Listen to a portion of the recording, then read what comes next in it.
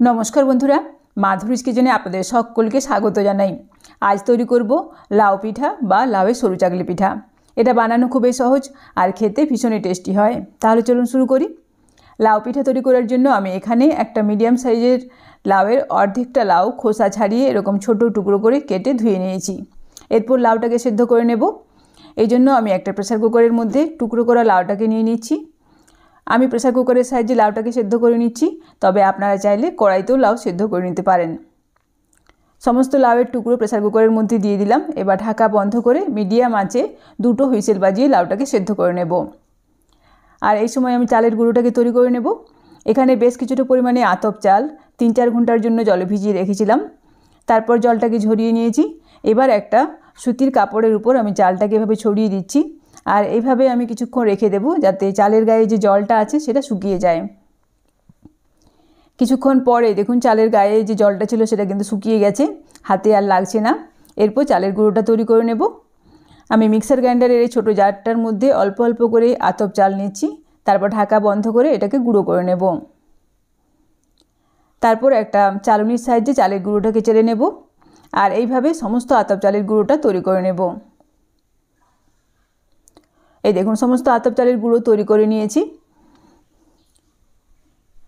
এদিকে লাউ ঠান্ডা হয়ে গেছে আর লাউয়ের মধ্যে বেশ অনেকটা জল বেরিয়েছে। সেই জলটা কিছুটা আমি একটা বাটির মধ্যে তুলে রেখেছি। তারপর আমি এই লাউটাকে হাত দিয়ে এভাবে চটকে চটকে মেখে নেব।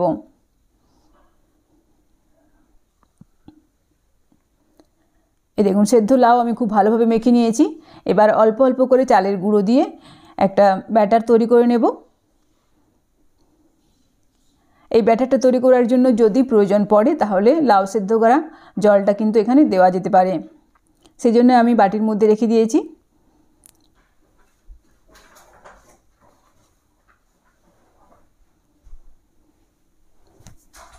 এই দেখুন পিঠে তৈরি করার জন্য ব্যাটারটাকে আমি প্রথমে মেখে নিয়েছি।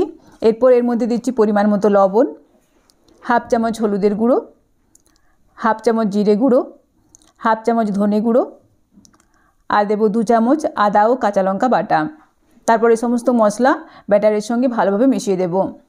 এখানে নুন ও ঝালের পরিমাণ আপনারা অবশ্যই নিজেদের পরিমাণ মতো দেবেন।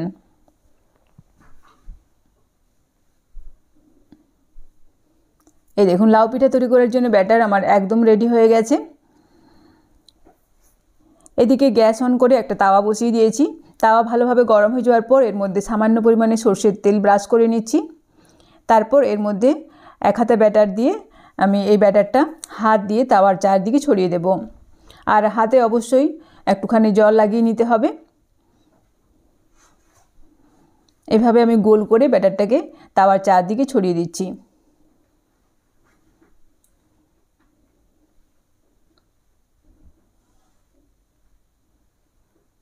তারপর এর মধ্যে দেব অল্প পরিমাণে সরষের তেল। এবার মিডিয়াম আঁচে পিঠেটাকে আমি তৈরি করে নেব। পিঠের ওপরটা যখন এরকম শুকিয়ে আসবে সেই সময় পিঠেটাকে সাবধানে উল্টে দিতে হবে। স্প্যাচুলার সাহায্যে আমি পিঠেটাকে এভাবে একটুখানি চেপে চেপে দিচ্ছি। এতে করে পিঠেটা আরও কিছুটা পাতলা হয়ে যাবে।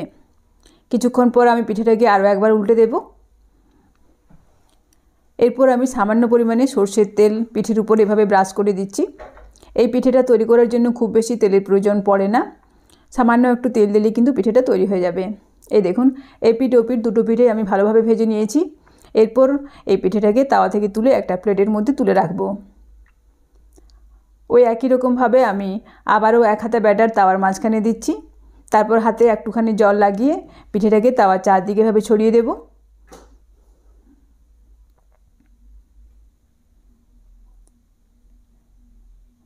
এরপর পিঠের উপরে অল্প পরিমাণে সরষের তেল আমি এভাবে ছড়িয়ে দিচ্ছি।